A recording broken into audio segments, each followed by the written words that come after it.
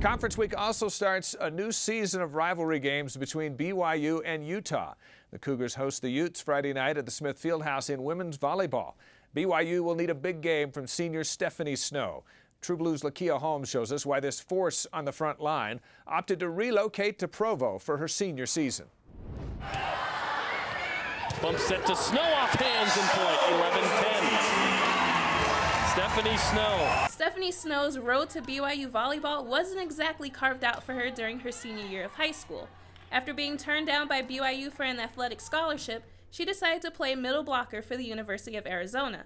After leading the Wildcats in everything from hitting percentage to total blocks, she decided it was time for a change. I didn't tell anybody I was leaving until December when our season was over. I didn't want it to affect our season at all, and so it was kind of last minute for everyone else.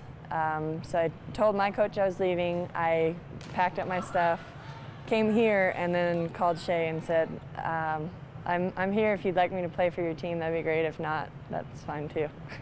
BYU women's volleyball coach Shay Golding jumped at the opportunity to have Stephanie on the team, but sports and academics weren't the only thing that drew her to Provo. It was her love of the gospel that brought her here.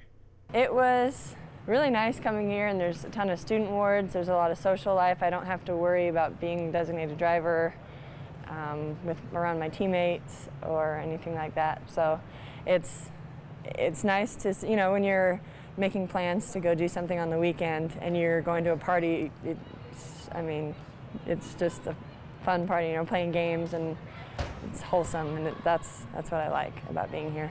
Coach Golding says that Stephanie's experience and composure is a crucial piece to the Cougars' puzzle, especially having lost key players to injury.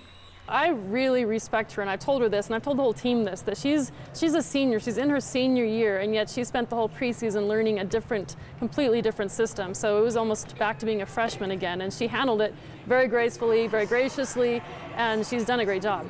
I always try and do my part to play well and be consistent and lead the team in a way that I think will be beneficial.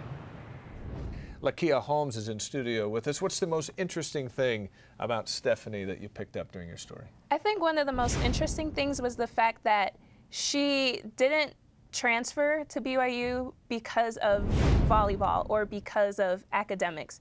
It was strictly a church-related decision. And so for her to just kind of pick up everything and come here and just start fresh, you know, from scratch, I think that really surprised me. Well, yeah, because she left a better program and a chance at the NCAAs, and she's come to a program that's still kind of trying to find itself. Right, exactly. And so, I mean, just that alone, I think that's why Coach said that she has a lot of respect for her because of all of those things. It's her senior year, and you know, she worked so hard at Arizona, and then all of a sudden she's, you know, just picked up and just left. And what message does that send to recruits who are looking at BYU? I think to me it's the message that, you know, religion plays a really big role. And the fact that Stephanie was recruited by BYU when she was in high school, but essentially they just told her that she wasn't good enough, she wasn't ready, but she still decided to because she knew that this was the right place for her. I think that says a lot about the university.